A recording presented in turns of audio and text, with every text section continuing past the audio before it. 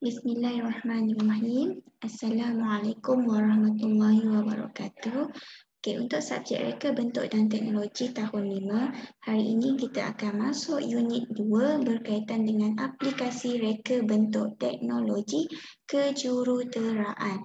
Okey, awak boleh buka buku teks muka surat 20. Okey. Di sini Ustazah ada juga sediakan paparan skrin berkaitan dengan geratan dalam buku teks awak muka surat 20. Okey, kita akan pelajari apa yang dimaksud dengan aplikasi reka bentuk teknologi kejuruteraan ini.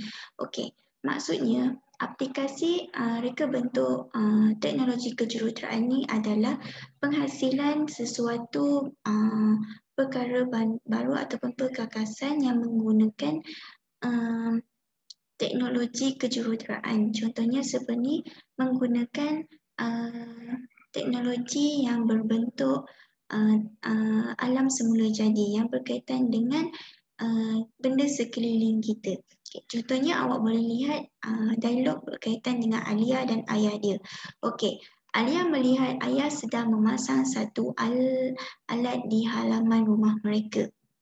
Okay, lepas tu Alia bertanya kepada ayah dia, ayah sedang buat apa? Okay, ayah sedang memasang lampu solar. Okay, lampu ini akan menyala pada waktu malam tanpa menggunakan tenaga elektrik dari rumah. Okay, lepas tu dia kata, wah bagusnya, bagaimanakah lampu solar boleh menyala ayah? Okay, lampu ini menggunakan panel solar. Panel tersebut menyerap cahaya matahari yang akan ditukarkan kepada tenaga elektrik. Okay, daripada panel solar, nanti dia akan menyerap cahaya matahari. Kita panaskan tenaga solar tu dan tenaga solar tu kita tukar kepada bentuk bateri dan dia akan bertukar kepada tenaga elektrik. Okay, dan disimpan dalam bateri. Lepas tu, setelah itu lampu ini akan menyala di tempat yang gelap. Okay, dia akan berfungsi apabila tiada bekalan elektrik pada waktu malam. Okay, lepas itu, wah, lampu solar menyala. Ayah, bolehkah kita menghidupkan kipas menggunakan cahaya matahari? Okey, lepas tu jawapan dia boleh. Tetapi mesti menggunakan panel solar untuk menyerap cahaya matahari.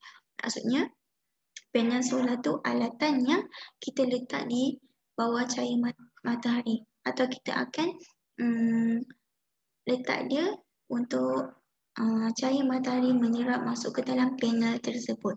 Okey, untuk hari ini kita akan belajar mengenai tenaga boleh baharu. Okey, selain matahari terdapat beberapa lagi sumber semula jadi yang boleh kita gunakan untuk menjanakan tenaga boleh baharu.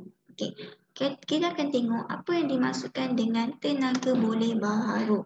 Okey, tenaga boleh baharu terdapat 6 jenis. Iaitu yang pertama matahari, yang kedua geoterma, yang ketiga air, yang keempat angin, yang kelima biojisim dan yang keenam ombak.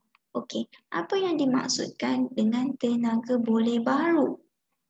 Okey, tenaga boleh baharu merupakan tenaga yang boleh dijalankan daripada sumber semula jadi secara berterusan. Okay, seperti matahari, dia sumber berterusan kan, dia tak pernah hilang kan, dia sentiasa ada kan.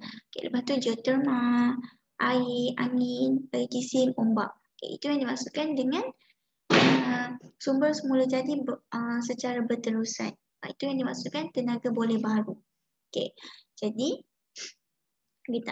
hari ini kita akan pelajari 3 jenis tenaga boleh baharu sahaja, iaitu matahari, geoterma dan air.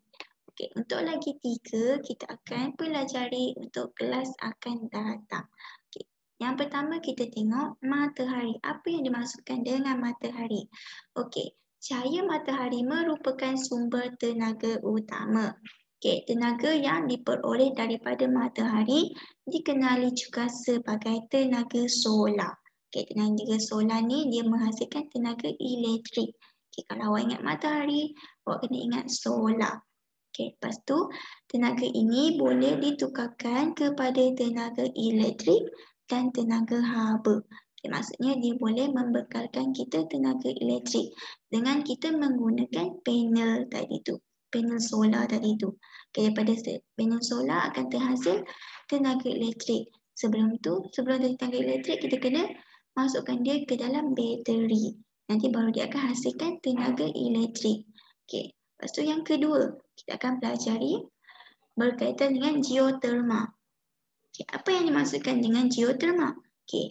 Geoterma ialah tenaga haba yang diperoleh daripada perut bumi. Okay. Maksudnya di bawah kat bawah tanah bawah-bawah tu lah. Itu yang dimaksudkan dengan perut bumi. Okay. Tenaga haba tersebut digunakan untuk menghasilkan wap atau steam. Okey, yang akan menggerakkan turbin bagi menjanakan tenaga elektrik. Okey, maksudnya bila awak ingat geoterma ni wap ataupun steam. Okey, contohnya macam kolam air panas. Okey, kolam air panas tu dia terhasil bukan bantuan manusia. Dia semula jadi. Dia daripada perut bumi. Okey, awak pernah pergi kan kolam air panas? Dia rasa panas kan, lepas tu dia ada wap-wap. Okay, jadi itu yang dimaksudkan dengan geoterma. Okay, lepas tu yang ketiga, air. Okay, sumber air yang berterusan membolehkan empangan dibina bagi menjanakan tenaga elektrik melalui stesen jana kuasa hidroelektrik. Okay, berkaitan dengan sumber air, awak mesti ingat berkaitan dengan hidroelektrik. Okay, iaitu tenaga ini dikenali sebagai tenaga hidro. Okay, iaitu air ini dia juga dikenali sebagai tenaga hidro. Okay, kalau awak ingat air, awak ingat empangan.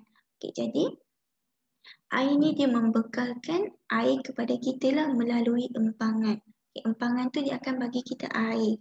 Okay, jadi sumber air yang berterusan membolehkan empangan dibina bagi menjanakan tenaga elektrik. Jadi kalau awak ingat air, ingat empangan. Air ni dia bagikan kita air yang berterusan melalui empangan. Jadi empangan tu kita boleh gunakan air dekat dia lah melalui dia. Jadi hari ini kita pelajari 3 sahaja jenis tenaga boleh baharu. Yang pertama matahari, yang kedua geoterma dan yang ketiga air. Okay, Ustazah ulang. Kalau air berkaitan dengan empangan ataupun juga dikenali sebagai tenaga hidro, itu berkaitan dengan air. Yang ayah awak guna kat rumah tu lah. Okay, lepas tu yang kedua, matahari. Kalau ingat matahari berkaitan dengan solar. Lepas tu kalau yang ketiga, geoterma. Okay, kalau geoterma berkaitan dengan wap ataupun steam. Okay, contohnya kolam air panas. Okay.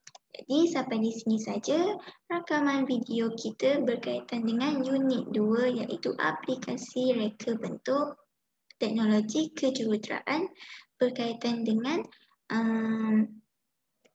tenaga boleh baharu. Okay, jadi untuk kelas akan datang, Ustaz akan sambung lagi 3 lagi baki yang berkaitan dengan tenaga boleh baru.